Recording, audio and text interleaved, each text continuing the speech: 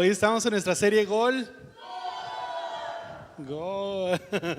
Y el tema de hoy se llama tarjeta roja y me encantó, en serio, porque empezamos a estudiar de dónde provino eso de las tarjetas en el fútbol, ¿no? De cuando el árbitro amonesta a alguien o expulsa en este caso a alguien, ¿por qué sacan una tarjeta? ¿De dónde viene? Y empezamos a estudiar y nos dimos cuenta que la idea de utilizar tarjetas de colores tuvo un escenario bien interesante, porque el árbitro Ken Aston fue nombrado por la FIFA como el encargado de todos los árbitros para el Mundial en Inglaterra en 1966. Y este hombre se dio cuenta que había un problema aquí, que había algo que no cuadraba, que no funcionaba del todo bien. Y es que los árbitros amonestaban o expulsaban a los jugadores que habían cometido alguna falta de manera verbal. Entonces se acercaban con el jugador y le decían: oye, la manera en que hiciste esa entrada fue inapropiada, así que lo que procede es que estés amonestado. Y ya el jugador pues cuidaba, o en todo caso lo expulsaban y así. Pero ocurrió una situación que fue súper emblemática y que a todos los puso a pensar, porque de repente un jugador chileno se barre de una manera grotesca y daña mucho al jugador inglés en este caso, y el árbitro se acerca en el Mundial del 66 y trata de expulsarlo verbalmente. Y le dice: señor caballero jugador, está usted expulsado. Y el chileno le hacía la seña de no te entiendo. Y el otro le hablaba en inglés y le decía: es que cometiste una falta, rompiste el reglamento, así que estás expulsado. Y el chileno le decía: no, en serio, no sé qué estás diciendo. Y volteaba a la banca y le decía: ¿qué dice este cuate? Y se detuvo el juego. Pasaron como 10 minutos hasta que trajeron un traductor, y el traductor llegó y le dijo: pues lo que dice el árbitro es que violaste esta regla y lo que procede es esta sanción, así que estás expulsado. Y cuando este señor Ken Aston, el árbitro, se dio cuenta de eso, le propuso un cambio a la FIFA que se iba a llevar a cabo a partir del Mundial México 1970. Este árbitro dice que cuando él estuvo viajando por el mundo, se dio cuenta que en muchas ciudades del mundo tienen el mismo concepto de semáforos. Así que si está la luz verde puedes avanzar, si está la luz amarilla pues hay que tener precaución, y si está la luz roja hay que detenerse. Y él dijo: podemos llevar esa idea de los colores a la cancha, y así, sin importar qué idioma hablen, es algo que todos podemos comprender. Cuando lo implementaron en el Mundial México 1970, el cambio fue drástico,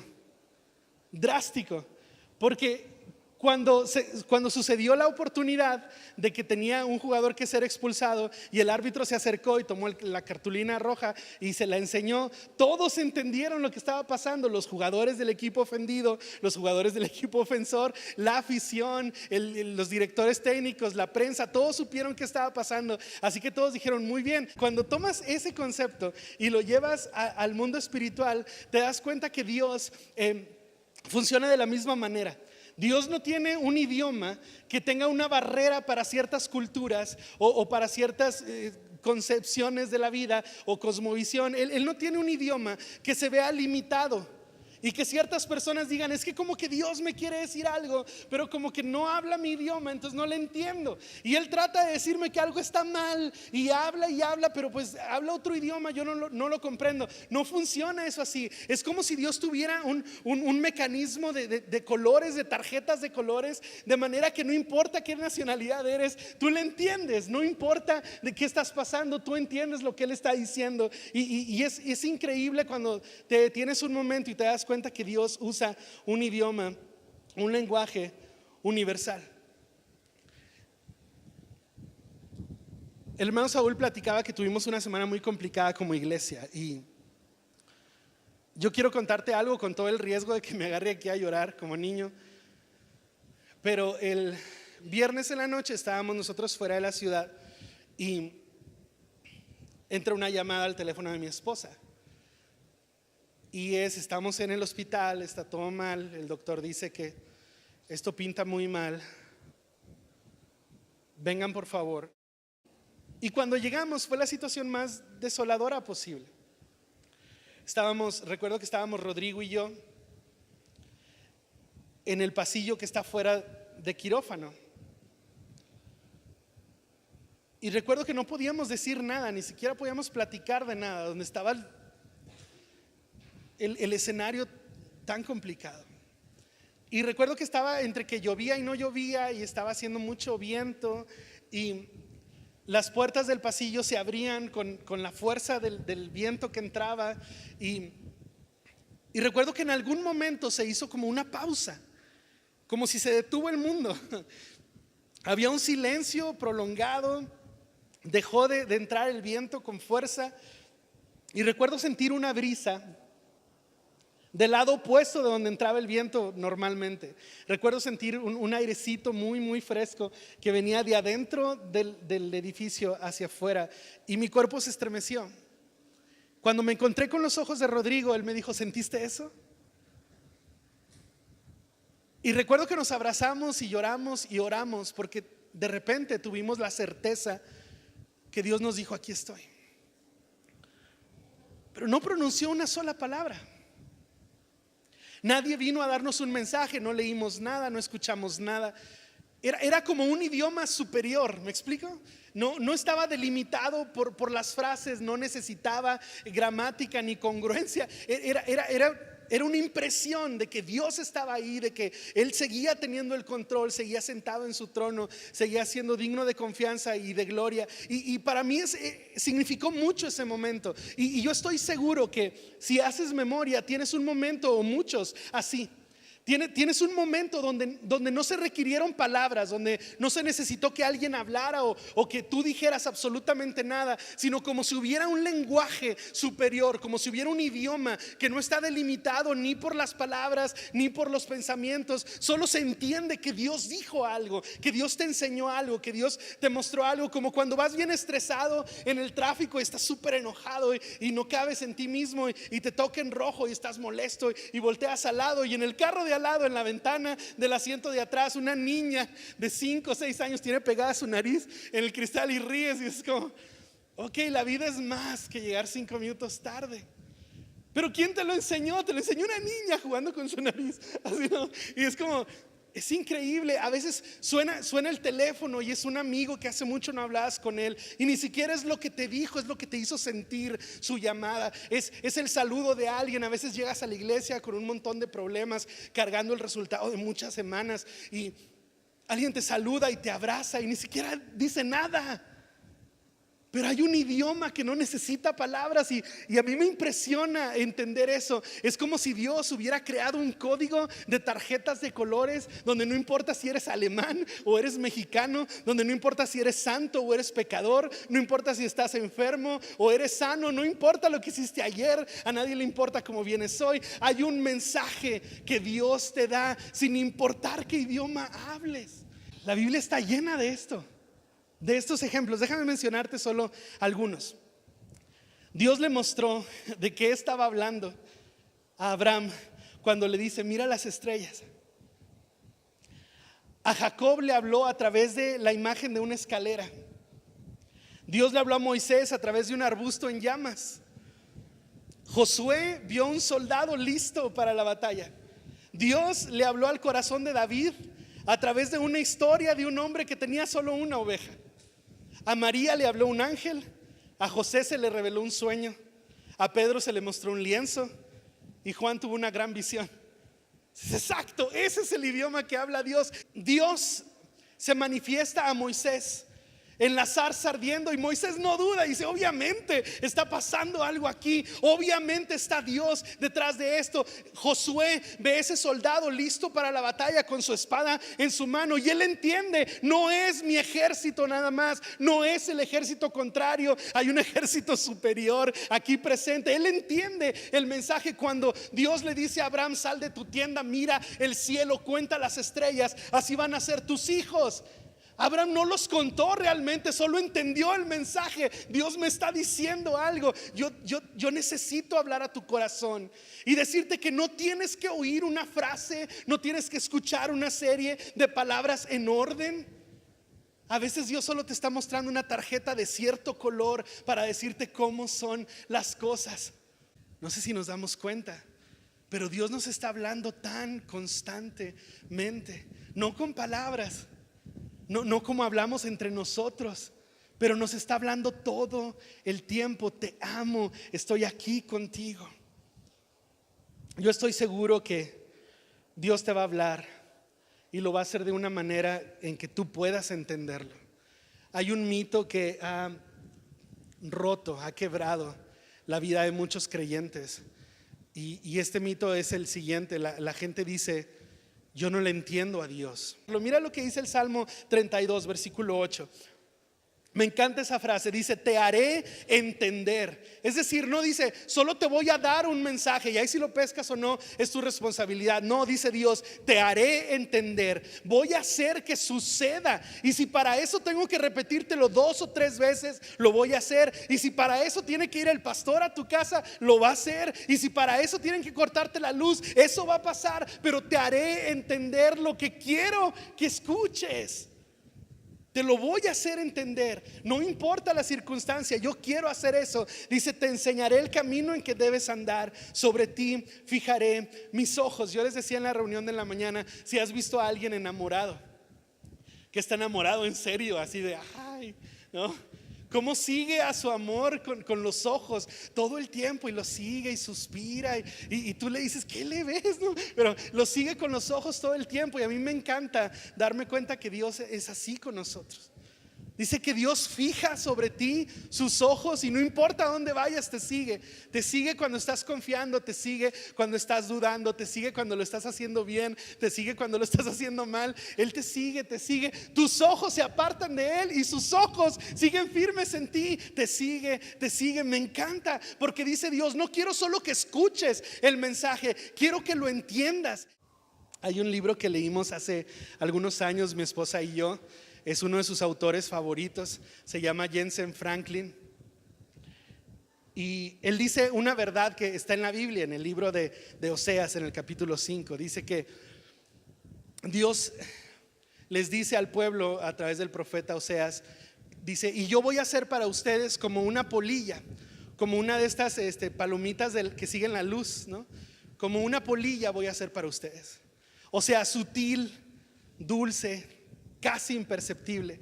Pero 2 versículos después dice: y yo voy a ser para ustedes como un león.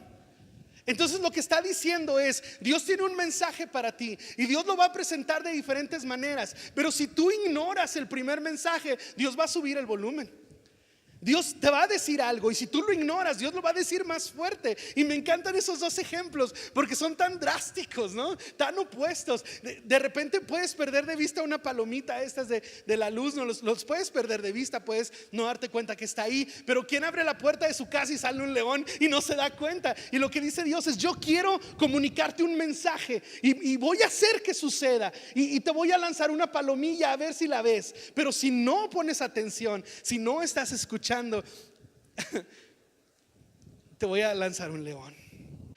Ahora, la voz de Dios no es cualquier cosa. La voz de Dios es poder. La voz de Dios es fuerza. Y esto de que Dios hable, a mí siempre me ha generado como pensarlo 2 veces, ¿no? Yo sé que decir Dios me habló es parte del léxico cristiano, y yo sé que todo el mundo lo dice, pero a mí me generó mucho conflicto comprenderlo, porque para mí era como: ¿de qué estás hablando? El Dios creador de todas las cosas ¿te habló?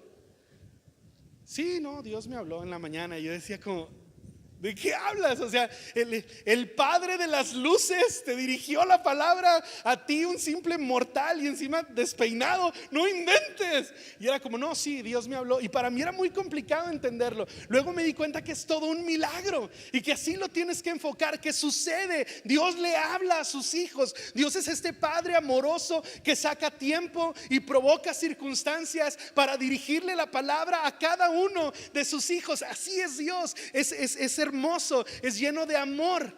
Dios lo hace. Pero encima de ese milagro hay algo que yo todavía batallo más para entender, y es que la gente diga: Dios me habló y yo lo ignoré. Y es como: no lo puedes dejar en visto. ¿De quién crees que estamos hablando? Pero mucha gente me ha dicho eso: Dios tiene rato hablándome, pastor, que cambie mi carácter. Pero no, yo sigo igual. Es como, no es lo mismo Dios me habló que Erubiel me habló. Salmo número 46, versículo 6. Dice: Se agitan las naciones, se tambalean los reinos. Dios deja oír su voz y la tierra se derrumba. Dice, es increíble, las naciones pueden agitarse, los reinos pueden tambalearse, pero si Dios deja oír su voz, la tierra se derrumba. Y a mí me encanta eso, que tú y yo podamos valorar lo que significa escuchar la voz de Dios. Decir Dios me habló y seguir caminando igual es tan negligente. ¿De quién crees que estás hablando? Si Dios pronuncia su voz, la tierra se derrumba. Y yo sé que tú y yo estamos pasando por cosas muy complicadas la mayor parte del tiempo. Pero no importa si es una enfermedad, no importa si es una crisis, no importa si es un pecado, si la voz de Dios truena, ese problema se derrumba. Mira, la Biblia dice cosas como: todo fue creado por la voz de Dios.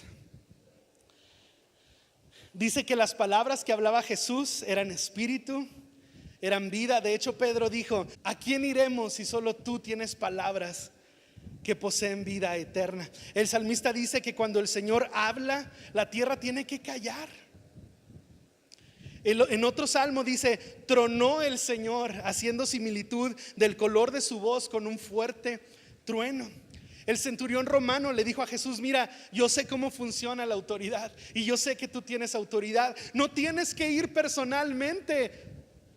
Manda la palabra, envía la palabra, y yo sé lo que eso significa. Y a mí eso me encanta que tú y yo podamos entender que el milagro es gigante. El hecho de que Dios quiera dirigirnos su palabra a nosotros es para que estemos eternamente agradecidos, llenos de pasión, llenos de fuego por escuchar su voz.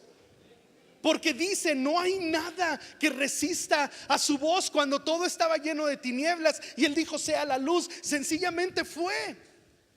El centurión dice: yo reconozco quién tiene autoridad y tú la tienes. No tienes que ir personalmente a donde está mi necesidad, solo di la palabra. Yo tenía como unos 18 años y acababa de llegar a Cristo, acababa de llegar a la iglesia como unos 9 meses antes, algo así. Y una hermana de la iglesia se acerca y me dice: Erubiel, ¿será que nos puedes ayudar con la clase de niños? Creo que la maestra no había podido venir o alguna cosa así. Y yo le digo: sí, claro que sí. Y me dice: es una historia bien bonita. Y me hace su cara de bien bonita. Y yo: ay, qué padre que es una historia bien bonita. Era mi primera vez que yo iba a dar alguna clase o algo así. Y me da el manualito, el librito, y era la historia de Samuel. Y me dice: es una historia bien bonita, con su cara así bien bonita.